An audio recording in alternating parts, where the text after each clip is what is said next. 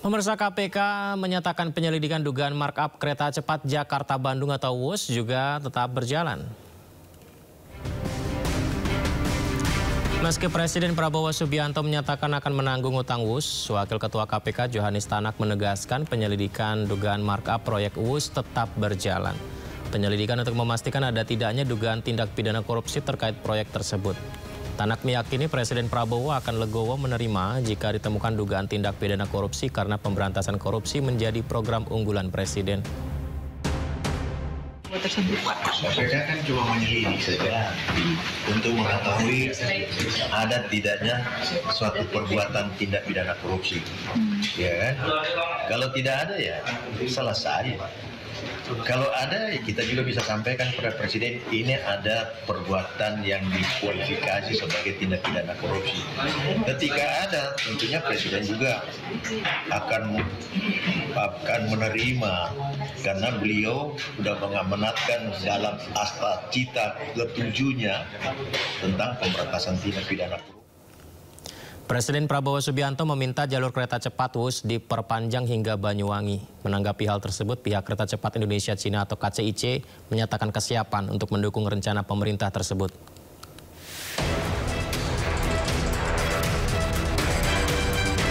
Polemik utang kereta cepat Jakarta-Bandung WUS akan segera berakhir. Presiden Prabowo Subianto menyebut pemerintah menyatakan akan membayar utang WUS sebesar 1,2 triliun rupiah per tahun. Prabowo pun meyakinkan semua pihak agar tidak perlu khawatir dan ribut lagi atas polemik WUS. Selain itu, Prabowo pun berharap trayek WUS dilanjutkan dan tak hanya berhenti di Surabaya saja, melainkan diperpanjang hingga Banyuwangi, Jawa Timur. Insya Allah sampai Surabaya. Enggak, saya minta tidak hanya Surabaya, Banyuwangi. Ya, Banyuwangi. Pak, tadi ngobrol sama penumpang ya? Surabaya itu zaman dulu, sekarang saya Banyuwangi. Siap, Pak. Menanggapi hal ini, PT Kereta Cepat Indonesia Cina menyatakan kesiapan untuk mendukung penuh rencana pemerintah tersebut. Jika trayek kereta cepat diperpanjang hingga Banyuwangi, KCIC pun siap melaksanakan kajian kelayakan terlebih dahulu. Tim Liputan iNews melaporkan. Menteri Kebudayaan RI menyatakan Presiden kedua Republik Indonesia Soeharto penuhi syarat untuk dapat gelar pahlawan nasional. Selain Soeharto, aktivis buruh Marsinah juga dinilai layak mendapat gelar pahlawan nasional. Fadli menyebut Soeharto berperan besar bagi bangsa Indonesia, salah satunya aspek pembangunan. Tak hanya itu, Soeharto juga dinilai berperan dalam menghadapi agresi militer Belanda pada 1 Maret 1949 silam. Serta operasi pembebasan Irian Barat atau Trikora. Berdasar penilaian dari sejumlah pihak yang masuk dalam Dewan Gelar dan Tanda Kehormatan, Fadli mengklaim Soeharto memenuhi sejumlah syarat jadi pahlawan nasional. Selain Soeharto, aktivis buruh Marsinah juga dinilai layak mendapat gelar pahlawan nasional. Untuk nama-nama itu memang semuanya seperti saya bilang itu memenuhi syarat, termasuk nama Presiden Soeharto itu sudah 2-3 kali bahkan diusulkan. Ya, dan juga beberapa nama lain, ada yang dari 2011, ada yang dari 2015, semuanya yang sudah memenuhi syarat.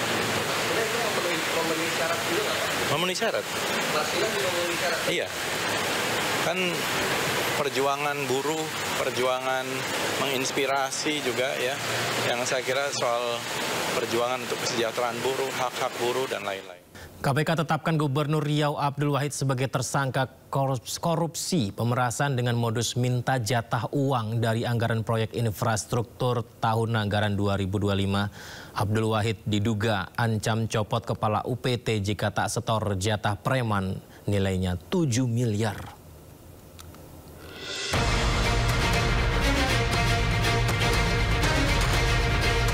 Komisi Pemberantasan Korupsi resmi menetapkan Gubernur Riau Abdul Wahid sebagai tersangka usai terjaring operasi tangkap tangan atau OTT pada Senin 3 November lalu. Kader Partai Kebangkitan Bangsa ini diduga melakukan tindak pidana korupsi pemerasan anggaran Dinas PUPR PKPP Provinsi Riau. Selain Abdul Wahid, KPK juga menetapkan 2 orang lainnya sebagai tersangka. Mereka adalah Kepala Dinas PUPR PKPP Muhammad Arif Setiawan serta tenaga ahli Gubernur Dani M. Nur Salam. Namun saudara Mas yang merepresentasikan saudara AW meminta fee sebesar 5% atau 7 miliar. Bagi yang tidak menuruti perintah tersebut, diancam dengan pencopotan ataupun mutasi dari jabatannya. Di kalangan Dinas PUPR PKPP Riau, permintaan ini dikenal sebagai istilah jatah preman. Kini ketiga tersangka ditahan selama 20 hari terhitung Selasa 4 November 2025 sampai dengan 23 November 2025. Dari Jakarta, Tim Liputan iNews melaporkan. KPK resmi menetapkan Gubernur Riau Abdul Wahid sebagai tersangka korupsi pemerasan. Pemerasan dilakukan dengan modus minta jatah uang atau jatah preman terhadap sejumlah pejabat di Riau.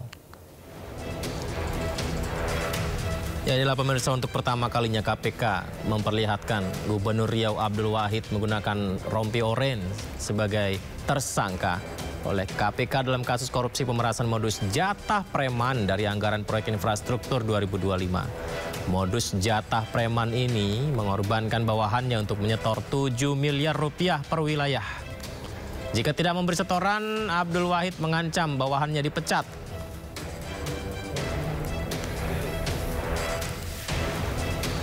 Modus jatah preman Gubernur Riau dikumpulkan melalui tim ahli digunakan untuk keperluan pribadi, termasuk perjalanan ke luar negeri seperti ke Malaysia, Inggris, hingga Brazil.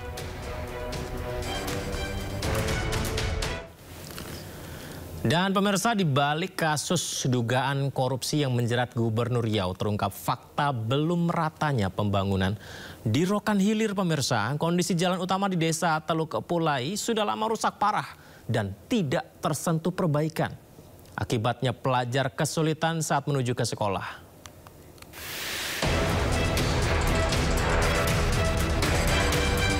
Jalan Datuk Raja Ali di Desa Teluk Pulai, Kecamatan Pasir Limau Kapas, yang berada di pesisir laut Rokan Hilir Riau, kondisinya sangat memprihatinkan.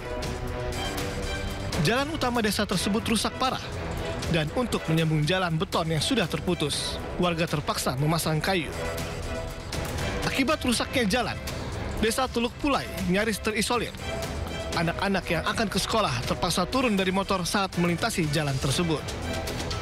Saat pasang laut tinggi, jalan yang rusak parah itu hilang terendam banjir, hingga untuk menyeberangi genangan banjir, orang tua terpaksa menggendong anaknya.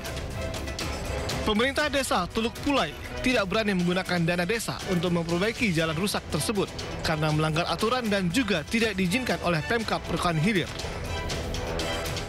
Berharap sangat perlu perhatian khusus kepada pemerintah daerah, kalau perlu sampai ke pemerintahan pusat, coba tolong untuk infrastruktur jalan lebih ditingkatkan lagi, kan, lebih diprioritaskan lagi, karena ini mau seperti apapun desanya, maju desanya, berkembang desanya, ataupun hebat masyarakatnya, kalau infrastrukturnya jalannya tidak bagus, tak ada hasilnya. Jalan menuju ke Desa Teluk Pulai awalnya dibangun pada tahun 2003 sepanjang 5 km. Dan tahun 2005 pembangunan jalan desa selesai. Namun setelah lebih 20 tahun dibangun, jalan utama di pesisir Rokan Hilir tersebut tidak pernah diperbaiki. Dari Rokan Hilir Riau, Diki Kurniawan, iNews melaporkan.